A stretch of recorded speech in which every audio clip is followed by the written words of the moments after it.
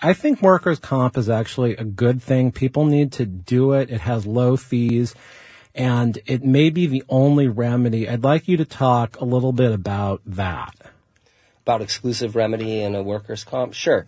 So essentially the legislature decided about 100 years ago now in California that we would exchange suing employers. We would not allow people who got hurt at work to sue the employer directly unless the employer had intended to cause the injury or had acted in a way that was so grossly negligent that it was likely for injury to occur. And instead of allowing the employer to be sued directly, the state set up a system of workers' compensation, which was adopted from models from other states and from European countries. And really, it had to be set up because of the political backlash when there were great injuries or tragedies like the Coat Triangle waste fire, where about 130 people died, and there was no remedy for the employees. So the legislatures decided that in exchange for going suing the employer, you would be able to go to workers' comp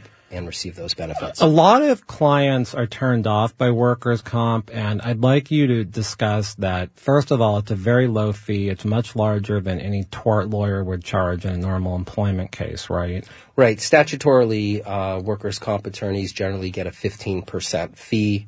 Some unusual circumstances, maybe you would get a higher fee of up to 18%.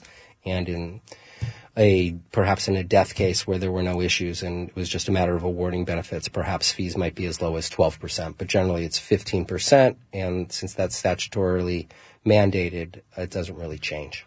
Yes, those are quite low fees compared to, personal injury lawyers that want a third or 40%. And also I think you can get costs back too if you're in workers' comp, right?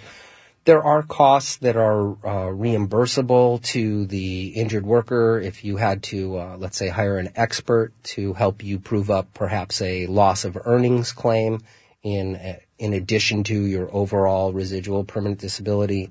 If you're not primarily English speaking and you need the services of an interpreter, those are costs that are reimbursed.